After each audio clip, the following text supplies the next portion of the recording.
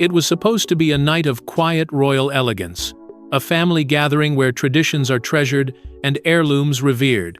But behind the palace walls, something happened that no one saw coming. Catherine's voice echoed through the corridors with a clarity that left courtiers stunned. Camilla stood frozen. Charlotte's tiara, an irreplaceable symbol of royal legacy, lay in ruin. And this was only the beginning of the storm that would shake the monarchy. Before we go deeper into what this really means for the royal family, make sure to subscribe so you don't miss a single update. The night had begun with the kind of stillness only centuries-old corridors could hold. Chandeliers glimmered overhead, and soft conversations drifted through the grand hallways. For the royal family, this was not a public spectacle, but a private moment steeped in legacy. A rare gathering where every gesture carried meaning, and every jewel told a story. Among the carefully chosen ornaments, one stood out in significance.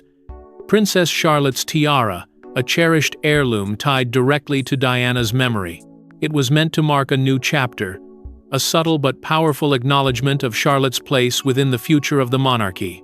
But as the evening unfolded, something felt strangely unsettled. Behind closed doors, whispers began circulating among the staff. A sense of unease hung in the air, as if the palace itself sensed the brewing storm. No one could have predicted that within hours, this carefully crafted moment would unravel into one of the most explosive confrontations the royal household had witnessed in decades. The discovery was abrupt. A senior attendant entered the jewelry preparation chamber, expecting everything to be in place. Instead, they were met with a chilling sight. The tiara, once radiant and whole, lay fractured. Its delicate frame twisted, its diamonds scattered like shards of betrayal. For a moment, silence consumed the room, then panic spread. This wasn't a misplaced ornament or an accidental slip. The break was too deliberate, too precise. Whispers turned into gasps, and within minutes, the devastating news reached Catherine. Witnesses later described the transformation they saw in her eyes. There was no outburst, no theatrical display. Instead, a cold stillness descended upon her. Catherine, known for her poise, processed the sight of her daughter's tiara with a chilling composure that unnerved those around her. The destruction of the tiara was more than vandalism. It was a symbolic strike. It wasn't just about a piece of jewelry. It was about history, legacy, and the future role Charlotte represented within the royal family. At that moment, Catherine understood something crucial. This act wasn't accidental. The tiara was kept in one of the most secure chambers within the palace, accessible only to a select few. For it to be found in such a state meant only one thing: someone with insider authority had orchestrated it. It was a message, bold and calculated, aimed not at Charlotte but at Catherine herself. As word spread through the palace, the air grew heavier. Courtiers exchanged nervous glances, unsure of how to react. Some whispered theories, others tried to contain the situation, but the damage was undeniable. Behind every hushed conversation, one question lingered: who would dare to sabotage something so sacred, and why? Catherine's reaction was both measured and powerful. Rather than rushing into confrontation, she let the weight of the act settle. She didn't need to raise her voice to assert control. Her silence spoke volumes. Behind that composed exterior, a storm was forming, a fury that would soon shake the highest walls of the monarchy. The night that began with elegance now carried the scent of betrayal. What had been meant to celebrate legacy had turned into the opening act of a confrontation that would expose buried resentments, power plays, and a struggle for dominance at the heart of the royal family. And as the palace grew quieter, Catherine's resolve hardened. But before Catherine's fury erupted publicly, the real story began in the shadows. Days before the tiara was shattered, the tiara wasn't just jewelry. It was a silent promise, a link between Princess Diana's radiant legacy and the next generation of royals. When Charlotte received it, Catherine's eyes welled with pride, and whispers rippled through the palace about destiny and symbolism. But even as the jewel gleamed, hidden eyes saw it as a threat. Some legacies inspire unity. Others awaken old rivalries waiting for a spark. Long before the night it was shattered, The tiara carried the weight of a story that stretched across decades. Once worn by Diana at defining moments of her life, it came to embody the spirit of a woman who reshaped the image of the monarchy forever. To many, it was more than an ornament. It was a beacon of grace, resilience, and silent rebellion.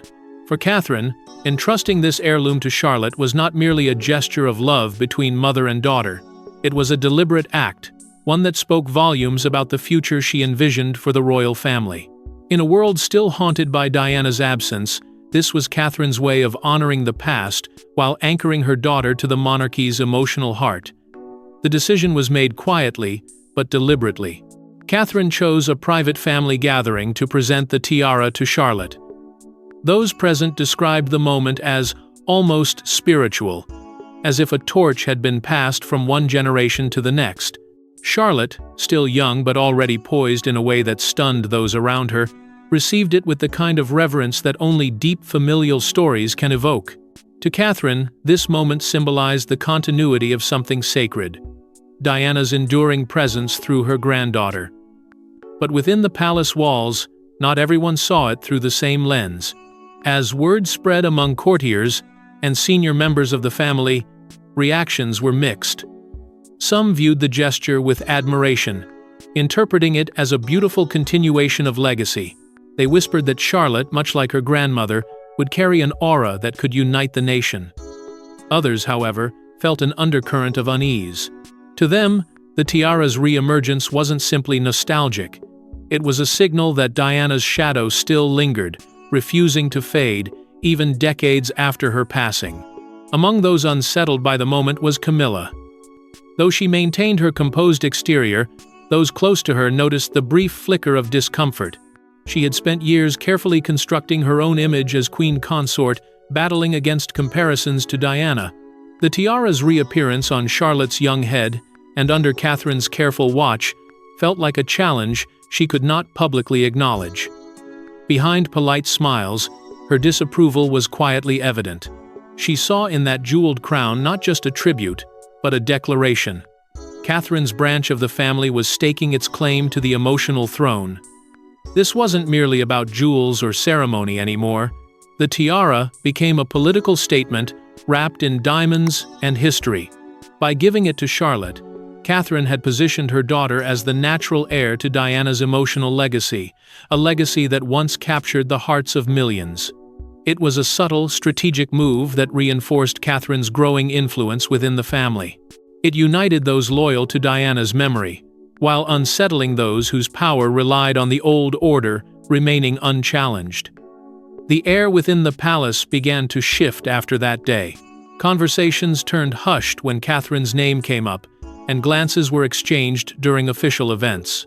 Even though nothing was said aloud, everyone understood the message.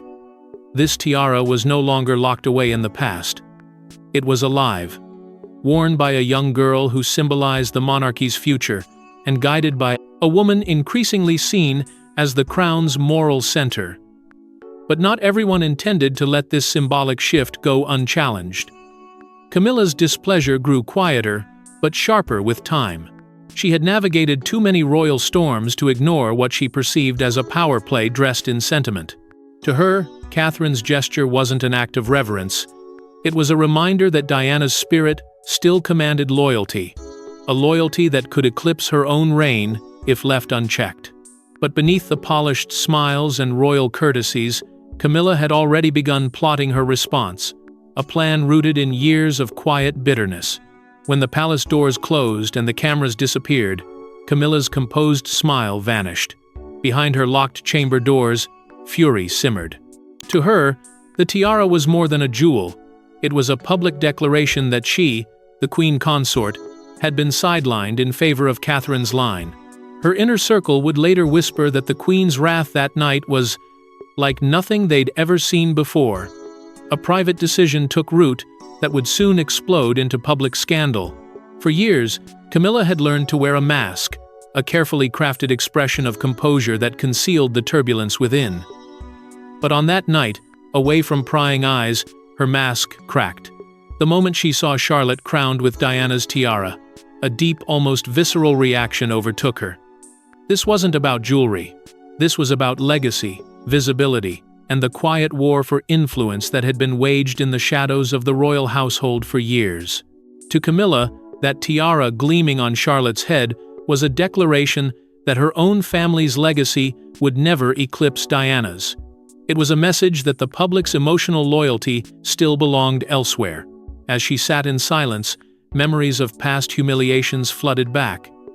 She remembered the years when her name was whispered in corridors with disdain, when newspapers painted her as the shadow in Diana's story.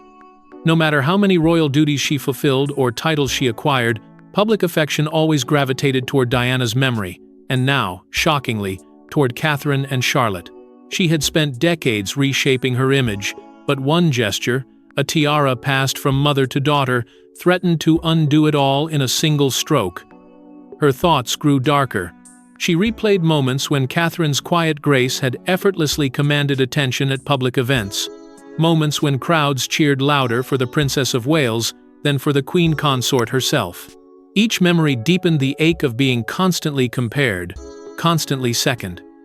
The world adored Catherine as they once adored Diana, and in Charlotte they saw a future bathed in that same radiant legacy. Camilla, despite her position, felt her influence slipping like sand through her fingers. She wasn't alone in this anger.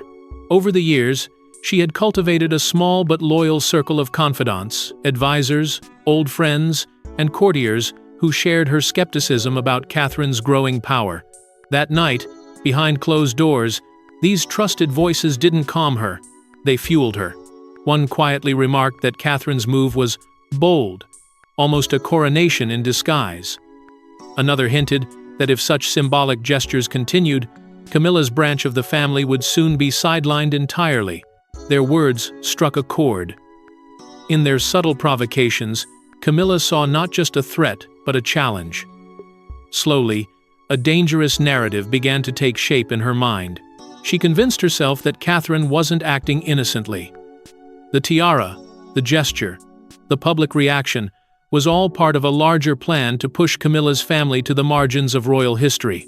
She began to believe that Catherine was maneuvering with quiet precision, building a future where Camilla's influence would fade into obscurity. Whether this was true or not, no longer mattered. What mattered was that Camilla believed it. Her fury didn't manifest in impulsive outbursts. That was never her way. She had survived the treacherous tides of royal life by being calculated, by striking when no one expected it. This time would be no different. As the night deepened, Camilla's initial rage cooled into something more potent: resolve. She decided she would not let Catherine's symbolic power play go unanswered. She would make a statement of her own, one that would cut through the layers of polished politeness that had defined their rivalry so far. And so, while Catherine prepared Charlotte for a moment of royal pride, Camilla prepared something else entirely. A move so audacious it would leave the palace stunned. It happened quietly, almost invisibly. A few hours before the event, palace staff noticed unusual movements around the royal jewelry room. A senior attendant recalled, "It felt like something was off, but no one dared question it." Later, whispers would reveal that someone with unprecedented access had entered the restricted chamber. The tiara was found broken, not stolen, not misplaced, and shattered deliberately. And all evidence pointed in one chilling direction: Queen Camilla.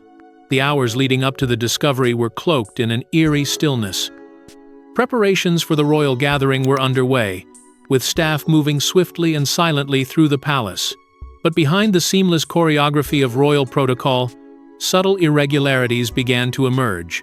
A junior chambermaid noticed a door to the jewelry corridor left slightly ajar, an anomaly in a place where every lock and latch is treated with utmost precision. A senior guard found a logbook entry with a time mark that didn't align with scheduled inspections. None of these observations were spoken aloud in the moment. The hierarchy and fear of overstepping kept mouths shut. But each fragment would later become part of a larger, chilling picture. Within the palace, the jewelry room is sacred ground. Its access is restricted to a handful of trusted individuals. Security is tight, protocols are rigid, and every movement is usually documented.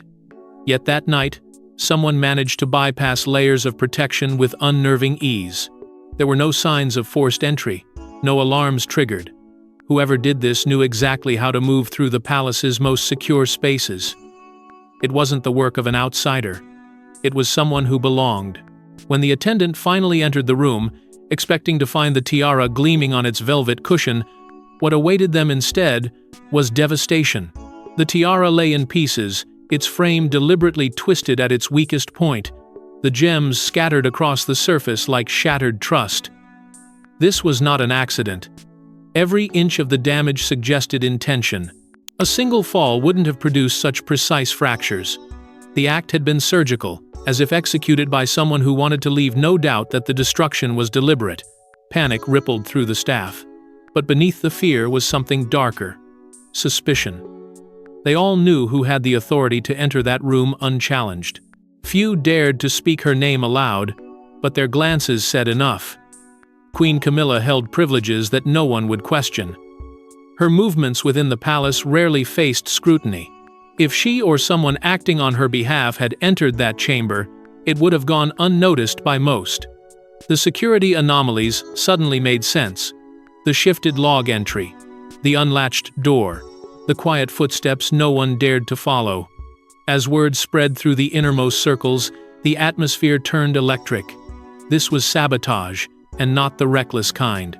It was the calculated move of someone who wanted to strike at something symbolic. Destroying Charlotte's tiara wasn't merely vandalism. It was a direct attack on Catherine's vision of legacy. It was a message. Power within the palace would not be quietly transferred without resistance.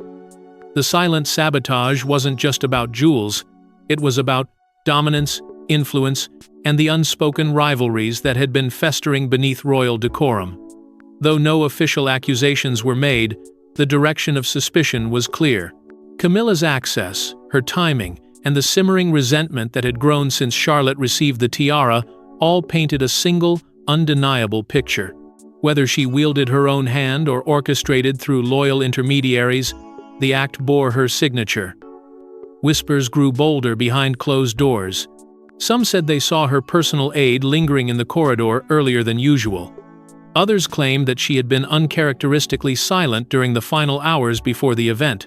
The palace's polished exterior could not hide the truth forever. The act of sabotage shattered more than a family heirloom. It cracked open the delicate facade of royal unity, exposing the raw rivalries beneath. What had been brewing in private now threatened to erupt in ways no one could contain. When the truth finally reached Catherine, the measured princess transformed into a decisive queen in waiting. For years, Catherine had maintained her composure as a model of grace under pressure. But when she saw Charlotte's tiara shattered beyond repair, something inside her broke. Witnesses described her eyes as ice-cold fire. Her fury was not theatrical. It was surgical.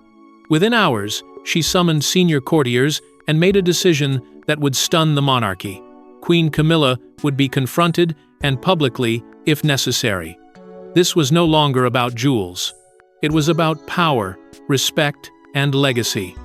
The moment Catherine laid eyes on the fragments of the tiara, the world around her seemed to still. At first, disbelief anchored her in silence. This was the heirloom she had entrusted to her daughter, a symbol of continuity that linked Diana's memory to Charlotte's future. To see it reduced to splinters wasn't just a shock, it was a visceral blow. But unlike many who might have responded with raw emotion, Catherine's reaction was far more controlled. Her initial shock transformed rapidly into a cold, calculated resolve. Those who witnessed her in those crucial minutes later remarked that her demeanor shifted as if a switch had been flipped. She understood instantly what this act represented. This wasn't about property or carelessness, it was a challenge. Someone had dared to strike at something sacred, and by doing so, they had provoked the one person in the palace who rarely allowed fury to dictate her moves. Her love for Charlotte ran deep, but her loyalty to the legacy she was building ran even deeper. This was not a wound that could be ignored.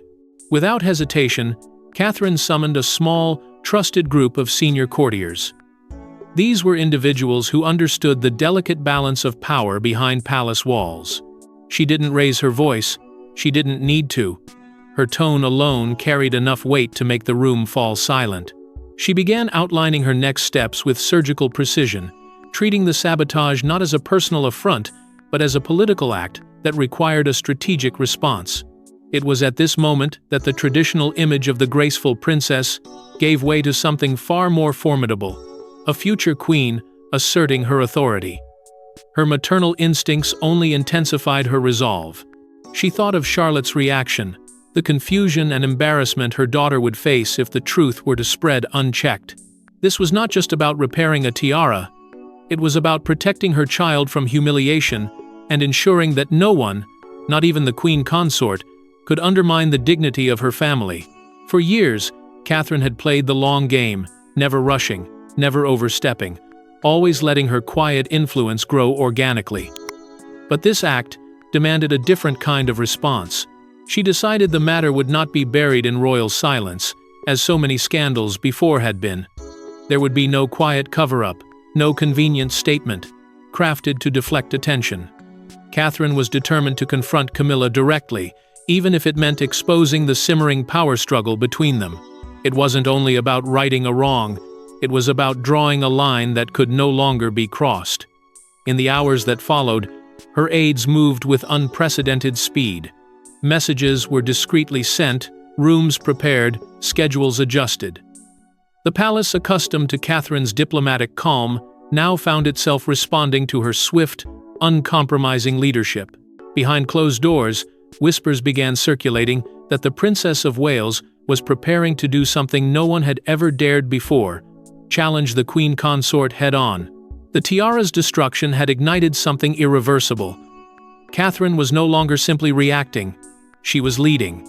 She had transitioned from quiet power to visible authority, and those within the palace who had underestimated her began to reassess their calculations.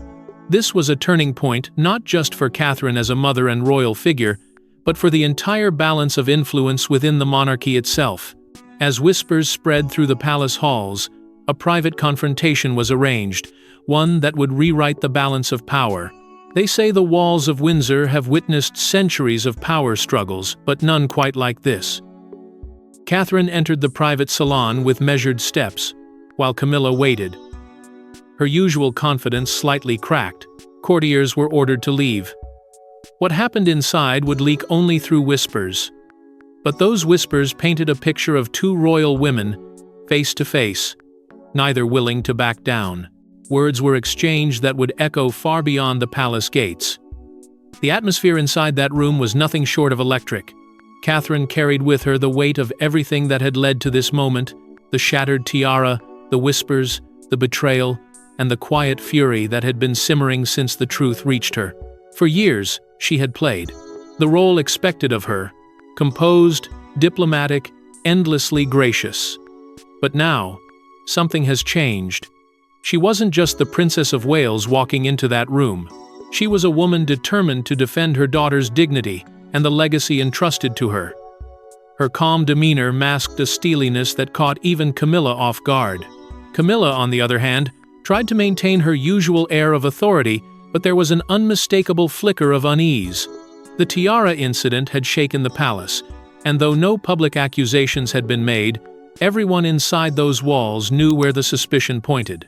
Camilla's power had always been subtle, often operating in the spaces where tradition and influence intersect. But now, she faced a direct challenge, one that couldn't be brushed aside with charm or whispered reassurances. Catherine didn't waste time with pleasantries. Her voice was measured but firm, every word deliberate. She demanded accountability, not in vague terms, but with the precision of someone who had studied every angle. She spoke of the sabotage not as a rumor, but as an undeniable act. She made it clear that the destruction of Charlotte's tiara wasn't just a breach of trust, it was a violation of something sacred, a calculated insult against both family and legacy. The silence that followed her words was heavy, almost suffocating. Camilla responded in the way she always had when cornered, by deflecting. She downplayed the significance of the incident, suggesting that accidents happen, that perhaps the tiara had been mishandled by staff. She tried to shift the conversation away from blame, framing it as an unfortunate misunderstanding rather than deliberate sabotage. But Catherine was no longer willing to play along with that narrative. She pushed back with quiet force, dismantling each excuse Camilla offered. For every attempt to minimize the event, Catherine presented the undeniable inconsistencies: the timing, the access, the intent. It wasn't just a conversation. It was a confrontation in which Catherine's authority began to eclipse Camilla's. At one point, Catherine made it unmistakably clear where she stood. She issued a quiet but chilling ultimatum: respect the legacy or face consequences. This was no longer about palace gossip. It was about a line being drawn in the sand. The tiara represented Diana's enduring power within the monarchy, and Catherine was making it known that she would not allow anyone, even the queen consort, to trample upon that legacy. The balance of power in that room shifted palpably. For the first time, Camilla found herself on the defensive, confronted not by whispers behind her back, but by a force staring her directly in the eye. Whispers from those close to the meeting later described the encounter as shocking in its intensity. Neither woman raised her voice, but the weight of their words reverberated through the palace. Catherine's stance was firm, resolute, almost regal in its certainty. Camilla, who had for years controlled narratives through quiet influence, found herself forced into a corner, and in that moment, the dynamic between them changed permanently. But even as the doors closed behind them, the royal machine began to churn, and soon, the confrontation would spill into public view. It started with a single leak of a carefully worded anonymous palace source in the press. By morning, every headline screamed about a royal feud over a tiara. But this was no petty quarrel. It was a public unraveling of the monarchy's fragile unity. Catherine's confrontation with Camilla had become the nation's obsession, and Catherine, for the first time, wasn't retreating behind silence. The palace had always prided itself on its ability to keep internal conflicts contained. For centuries, private feuds were buried beneath polished statements and carefully choreographed appearances. But this time, control slipped through their fingers. Within hours of Catherine's confrontation with Camilla, whispers began circulating among palace aides and royal reporters. A single well-placed leak of a vague but loaded comment from a senior insider ignited a media storm that would grow beyond anything the palace press office could contain. The story had everything the public craved: power, betrayal, legacy, and two of the most influential women in the royal family, locked in an unprecedented standoff. The tabloids exploded first, plastering dramatic headlines across their front pages. Mainstream broadcasters followed, dissecting every angle, every phrase, every rumored exchange between Catherine and Camilla. Was this a quiet internal disagreement, or a defining fracture in the monarchy's power structure? The press didn't just report the story, they amplified it, turning whispers into a national conversation. By midday, talk shows, news panels, and social media platforms were consumed by the narrative. A tiara had become the symbol of something far larger: the battle for the future of the crown. The public reaction was immediate and intense. Supporters of Catherine rallied behind her, framing her as the protector of Diana's legacy and the embodiment of dignity and modern strength. Many were emotionally struck by the involvement of Charlotte, whose name now appeared in headlines worldwide. Her tiara, the very symbol of innocence and continuity, had been deliberately destroyed. And this struck a chord. The nation was no longer merely observing palace intrigue. They felt personally invested in the unfolding drama. Others, however, remained loyal to Camilla, arguing that leaks were manipulative and painting her as a victim of palace politics. The division was sharp, emotional, and deeply revealing of how personal these royal narratives had become to the public. Catherine's response to the media frenzy was subtle but powerful. She did not issue defensive statements, nor did she hide.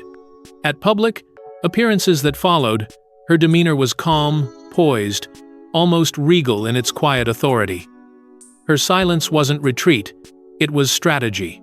She allowed the public to fill in the gaps, and in doing so, she shaped the narrative without uttering a word. The press noted this shift, Catherine was no longer simply playing the role of dutiful princess. She was asserting herself as a figure of strength and moral clarity in a way that resonated deeply with the public. Camilla, however, struggled to regain control. Her allies attempted to reframe the story, issuing vague statements about misunderstandings and family unity, but the damage was already done. The leak had exposed a power struggle that could not easily be spun away. Every attempt to downplay the tension only added fuel to the speculation, making Camilla appear defensive and cornered. For the first time in her reign as queen consort, she found herself losing ground in the court of public opinion. At the heart of the storm was Charlotte. Her name became the emotional core of the narrative. Commentators spoke about her as the heir to Diana's symbolic legacy, the little girl caught in the crossfire of palace politics. The broken tiara came to represent not just a family dispute, but the fragility of tradition and the fierce battle over who would shape its future. The nation's empathy crystallized around her, giving Catherine's quiet defiance even more power. And then came the moment no one believed would actually happen: Catherine's unprecedented order. In the heart of the palace, before a stunned assembly of senior royals and courtiers, Catherine made history. With unwavering calm, she issued a direct order to Queen Camilla. "You must leave." Gasps rippled through the room. Never before had such a command been given so openly. This was Catherine asserting not just moral authority, but future sovereignty. Camilla's face hardened, but she had no choice. The balance of power had shifted, permanently. The palace had convened what was meant to be a routine gathering of senior royals and trusted aides, a closed-door meeting to address the growing media storm surrounding the tiara scandal. But Catherine entered the room not as a participant, but as a force. The events of the past days, the sabotage, the confrontation, the leaks had built up to this moment. Her quiet resolve now radiated with the weight of inevitability. Everyone present could sense that something unprecedented was about to happen. The hierarchy that had stood firm for decades was about to be tested. She took her seat with poise, scanning the room with calm authority. When discussions began, courtiers attempted to smooth over the matter with vague phrases about miscommunication and family unity, hoping to contain the situation through carefully crafted diplomacy. Camilla, too, tried to regain her footing, speaking in controlled tones that implied the matter had been exaggerated. But Catherine wasn't playing that game anymore. When she spoke, the room fell silent. There was no hesitation in her voice, no veiled phrasing or indirect implication. She laid out the facts with clarity, cutting through the palace politeness like a blade. She spoke of betrayal, legacy, and the deliberate nature of the sabotage. She reminded everyone that this was not merely about a tiara, it was about the future of the monarchy, about respect for history, and about the trust that held the institution together. Her words carried a weight that no one dared interrupt. It wasn't anger that made her powerful in that moment. It was conviction. Catherine had spent years watching, learning, waiting. Now, when the monarchy faltered under the weight of internal division, she stepped forward with the authority of someone who understood both the symbolism and the stakes. Then came the turning point. In front of everyone, Catherine turned to Camilla. Her tone remained steady, but the meaning was unmistakable. She made it clear that the actions taken against Charlotte's tiara were intolerable, that attempts to undermine legacy and divide the family would no longer be hidden behind palace walls. And then, with words that stunned even those closest to her, she delivered the ultimatum: "You must leave." The reaction was instant. Shock swept through the room. Courtiers exchanged panicked glances, unsure whether to intervene or remain silent. Camilla's face shifted from disbelief to a stony, unreadable mask. She had spent years cementing her place as queen consort, but in that moment, even she recognized that defiance would fracture the institution beyond repair. Catherine's authority was not ceremonial, it was real, and everyone in that room felt it. For Camilla, compliance was no longer a choice of grace, but of survival. Slowly, with a controlled dignity that barely concealed her fury, she stood and exited the room. The symbolic weight of that moment was immense. A future queen had issued a command to the current consort in full view of the royal hierarchy, and it had been obeyed. In a single decisive act, Catherine had shifted the axis of power within the palace. For years, Camilla had been seen as untouchable, shielded by her title and the quiet alliances she had built. But Catherine's move revealed something deeper. Moral authority, when paired with public loyalty, can outweigh position alone. The shockwaves were immediate. Senior courtiers, once accustomed to navigating delicate balances between the two women, suddenly found themselves recalibrating their loyalties. Whispers spread like wildfire throughout the palace. Catherine had crossed a line that no one had ever dared to approach, and in doing so, she had redefined it. To some, it was an act of courage. To others, a dangerous escalation. But no one could deny the clarity of what had just occurred. But even as Camilla left the room, the consequences of Catherine's act were only beginning to unfold. The palace corridors have grown quieter, but the echoes of that fateful confrontation still linger. Some hail Catherine as the future monarch who finally stood up to the old guard. Others whisper that the monarchy is now fractured beyond repair. Charlotte's tiara may be gone, but its destruction set off a chain reaction that could redefine the royal family's destiny. And somewhere in the shadows, Camilla is far from finished.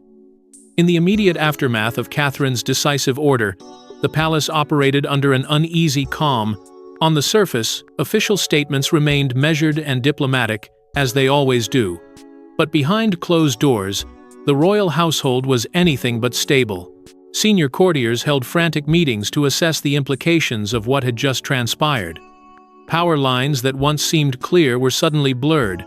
As alliances quietly shifted, Catherine's assertiveness had drawn admiration from some and alarm from others. Those who had once viewed her as a diplomatic figurehead now recognized her as a commanding force capable of changing the monarchy's internal structure with a single decisive act. Among the royal family, reactions were mixed. Some privately praised Catherine for confronting a long-ignored source of tension and protecting the integrity of legacy and tradition. They saw in her the strength of a future queen, someone who could lead with conviction rather than ceremony. Others, however, feared the consequences. By publicly confronting Camilla, Catherine had not only altered the power balance within the palace, but had also exposed the monarchy's inner fractures to the world. For a family built on unity as spectacle, this was dangerous territory. The public response was equally intense. Catherine's popularity surged among those who saw her as a defender of Diana's legacy and a modern, fearless royal. Her calm yet powerful handling of the confrontation solidified her image as more than a symbolic figure. She had become, in the eyes of many, the moral center of the monarchy. In contrast, Camilla's reputation took a hit. Her silence in the aftermath was interpreted by some as guilt, by others as strategic retreat. Social media and newspaper columns buzzed with debate. Was Catherine ushering in a new era, or had she opened a door that couldn't be closed? Within the palace, alliances began to realign in subtle but significant ways. Advisors who had once positioned themselves close to Camilla now began to hedge their loyalties, sensing a shift in the winds. Some quietly approached Catherine's circle, eager to align with the future. Others remained loyal to Camilla, believing she would not fade quietly into the background. This silent reordering of loyalties created an invisible battlefield within the royal household, a struggle not fought through public declarations, but through whispers, strategic absences, and carefully timed gestures. Charlotte's tiara became more than a broken heirloom. It transformed into a symbol, a reminder of how something seemingly small could unravel decades of carefully managed equilibrium. For the public, it was a story of power and legacy. For the palace, it was a line in the sand. The tiara's destruction marked the end of an unspoken truce between two visions of the monarchy, one rooted in tradition and legacy, and the other in quiet maneuvering and modern image building. Meanwhile, Camilla withdrew from the spotlight, but not in surrender. Those who know her best say her silence is rarely passive. Whispers suggest private conversations, closed-door meetings, and subtle moves being set into motion. She may have lost this round, but her history has proven she is a strategist. Beneath the calm exterior, a storm of calculation brews. Catherine's unprecedented act had forced Camilla out of the room, but not out of the game. The monarchy now stands at a crossroads. Catherine's assertiveness has given her unprecedented influence, but it has also fractured the delicate balance that has long held the royal household together. The public watches every move, interpreting silence, appearances, and even the smallest gestures as signs of deeper currents. In this charged atmosphere, every action carries amplified meaning, every word echoes louder than before. And as the nation watches, one question remains. Has Catherine truly secured the crown's future, or merely ignited a new royal war? Thanks for watching. Don't forget to like and subscribe, and we will see you in the next one.